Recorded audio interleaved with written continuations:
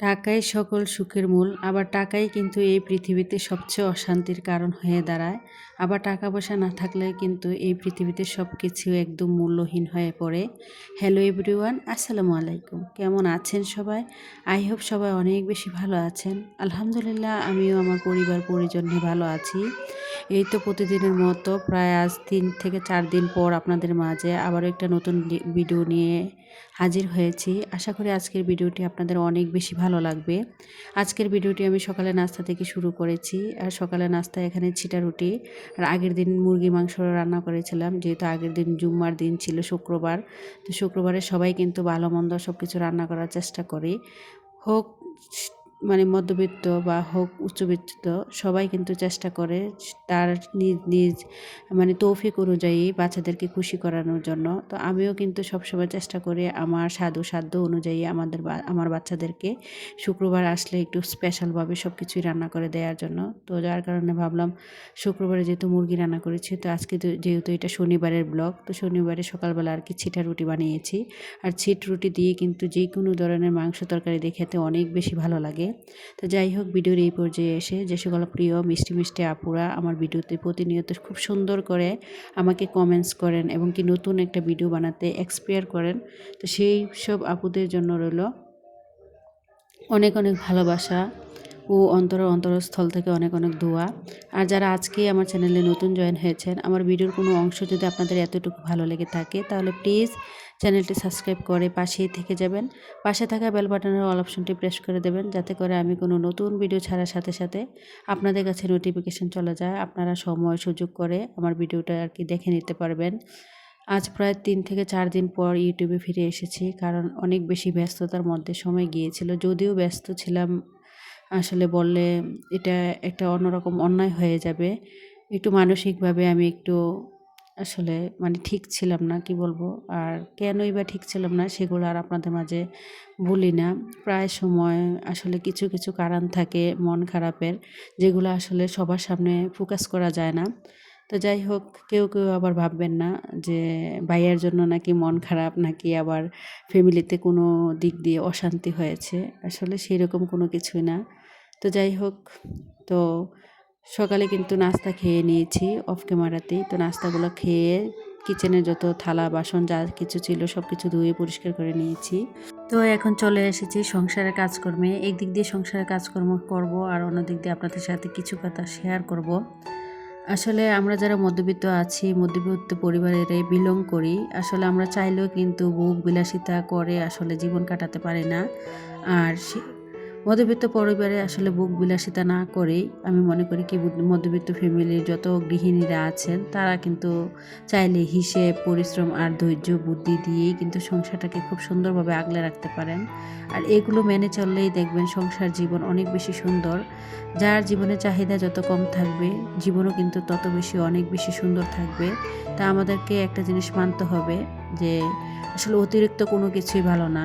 আর অতিরিক্ত কোনো কিছুই কিন্তু আমাদের জীবনে অনেক বড় ক্ষতিকর জিনিস বা দিক আর কি বয়ে আনে। তো যাই হোক, আজকের ভিডিওর যে মূল টপিক, আসলে মধ্যবিত্ত ফ্যামিলিতে যেহেতু আমরা বাস করি, আমরা কিন্তু অনেক কিছু ভেবে চিন্তেই কিন্তু আসলে সবসময় বাস করতে হয়।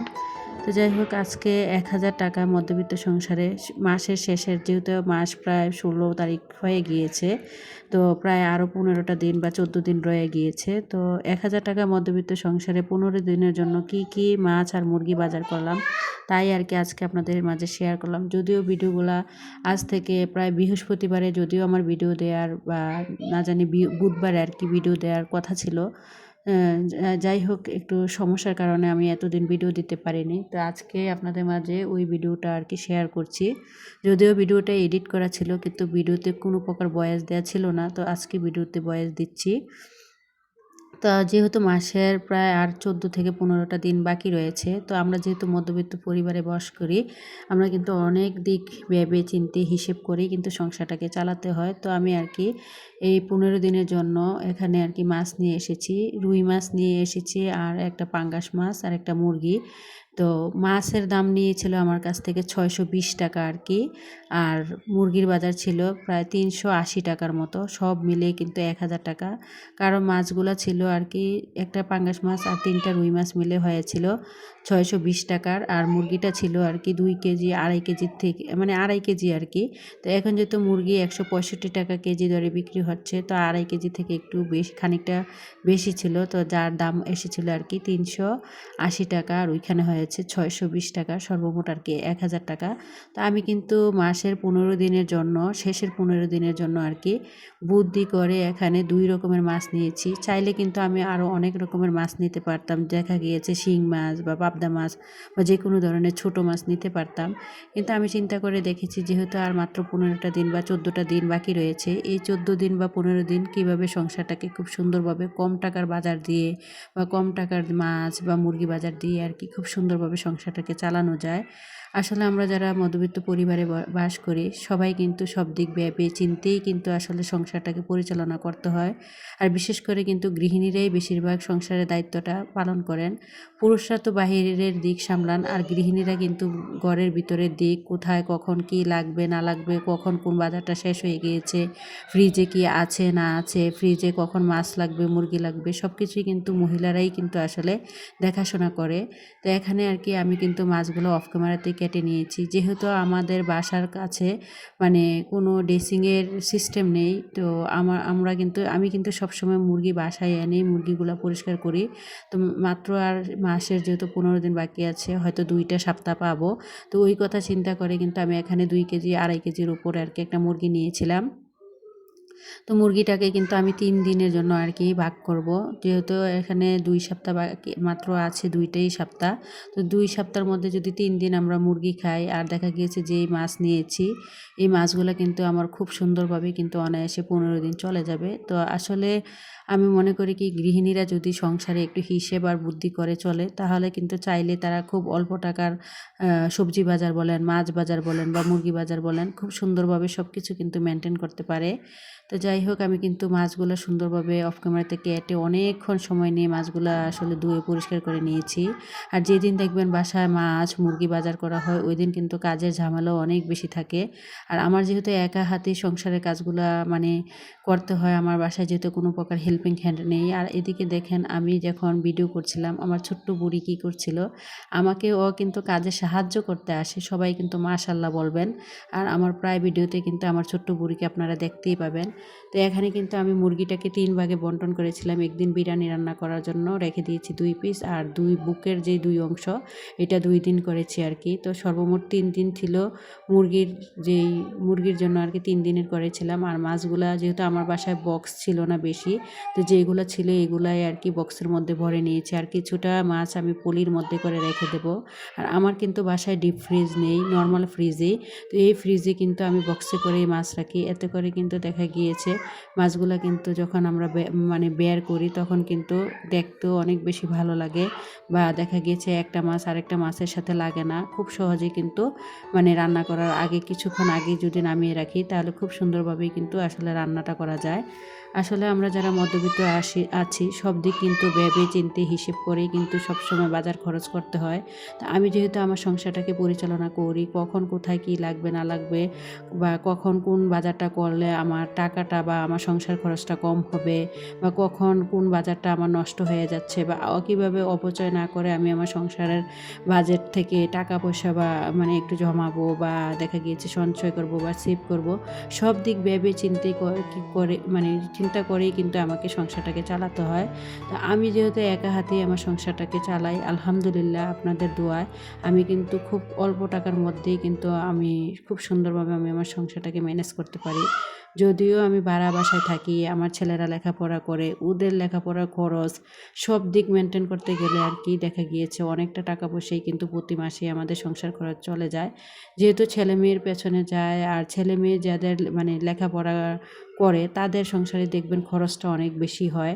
আর যাদের বাসায় ছোট বেবি আছে, যাদের বাচ্চা কাচ্চা অনেকটাই ছোট বা দেখা গিয়েছে মাত্র নতুনভাবে আর কি স্কুলে দিয়েছেন, তখন থেকেই কিন্তু দেখবেন সংসার খরচটা বাড়তে থাকবে। তো আমি মনে করি কি প্রতিটা নারীকেই কিন্তু অনেক বেশি হিসেবি, বুদ্ধিমতী আর ধৈর্যশীল, পরিশ্রমী হতে হবে। বুদ্ধি দিয়ে একটু একটু করে টেকনিক খাটিয়েই কিন্তু সে তার সংসারটাকে তিল তিল করে কিন্তু আসলে গড়ে তুলতে হবে। আর আপনি যদি কখনো বুদ্ধি না খাটান সংসার জীবনে, তাহলে কোনো দিনই কিন্তু সংসার থেকে কোনো কিছু অর্জন করতে পারবেন না বা সংসারটাকে খুব সুন্দরভাবে ম্যানেজ করতে পারবেন না, সামনের দিকে এগিয়ে নিয়ে যেতে পারবেন না। তো যাই হোক, আপনাদের সাথে কথা বলতে বলতে কিন্তু সবগুলো মাছ মুরগি বাজার ফ্রিজে রেখে দিয়েছি। তো আজকে কিন্তু বাসায় কোনো প্রকার সবজি ছিল না, যার কারণে মাছের বাজার করেছি। তার জন্য আর কি মাছ বোনা করে নিব। আর সবজি বাজার ছিল না বলতে মানে ছিল, কিছু ছিল আর কি। সকালবেলা যখন মাছের বাজার করতে গিয়েছি তখন আর কি মিষ্টি কুমড়ার যে শাক হয় ওই শাকগুলো নিয়ে এসেছিলাম। আর এখন মাছ বোনা করব আর এই যে মিষ্টি কুমড়া শাক রান্না করব আর কি। আর আমি কিন্তু মিষ্টি কুমড়া শাকটা এখানে পাঙ্গাস মাছের মাথা দিয়ে রান্না করে নিচ্ছি। আসলে যদি আমরা বুদ্ধি আর হিসেব করে না চলি, তাহলে কখনোই কিন্তু সংসার থেকে, কখনো সংসার খরচ থেকে টাকা পয়সা বাঁচাতে পারবো না বা আমাদের নিজেদের কোনো কাজে লাগাতে পারবো না। তো আমি মনে করি মধ্যবিত্ত সংসারে বসবাস করতে হলে অবশ্যই আমাদেরকে মানে অনেকটা হিসেব আর বুদ্ধি করেই কিন্তু সংসারটাকে চালাতে হবে। অনেকে হয়তো ভাবতে পারেন, আপু পাঙ্গাস মাছ নিয়েছেন কেন? কারণ আমার বাচ্চারা কিন্তু পাঙ্গাস মাছ ছাড়া কোনো মাছই খেতে পারে না। আর রুই মাছগুলো যেগুলো দেখেছিলেন, এই মাছগুলো কিন্তু সবগুলোই আমার, মানে একান্তই আমার। আমি একাই আর কি রুই মাছ খাই। আর আমার বাসায় কেউ কিন্তু কাঁটাযুক্ত মাছ খায় না, যেহেতু আমার বাচ্চারা অনেকটাই ছোট। বড় ছেলে যদিও বড় হয়েছে, এখন পর্যন্ত কিন্তু মাছ মানে কাঁটা বেছে খেতে পারে না। তো তাকে প্রায় সময় বলি, বাবা তুমি মানে মাছ খাওয়া শিখো, কাঁটাযুক্ত মাছ, কারণ যেহেতু এখন তুমি অনেকটাই বড় হচ্ছ। আসলে একটা মা, আমি মনে করি কি প্রতিটা সন্তানকেই অনেক কিছু শিক্ষা দেওয়া উচিত। ছোটোবেলা থেকে একটু একটু করে যদি সব রকমের খাবার মানে খাওয়াতে শিখাতে পারেন বাচ্চাদেরকে, তাহলে বড় হলে দেখবেন বাচ্চাদেরকে কিন্তু আসলে ওই রকম ঝামেলায় পড়তে হয় না। তো এখন মোটামুটি বেশ কয়েকদিন যাবৎ আমার বড় ছেলেকে দেখছি মানে একটু কাঁটাযুক্ত মাছ খাওয়ার চেষ্টা করছে। প্রায় সময় ও কিন্তু রুই মাছ খায়, আমিও খাই। আর আমার মেয়েটা যেহেতু অনেকটাই ছোট, আর আমার মেজো ছেলে আর কি, তারা দুইজনে আর কি পাঙ্গাস মাছটা এখন খাচ্ছে। আর আমি আর আমার বড় ছেলে আর কি রুই মাছটা খাচ্ছি।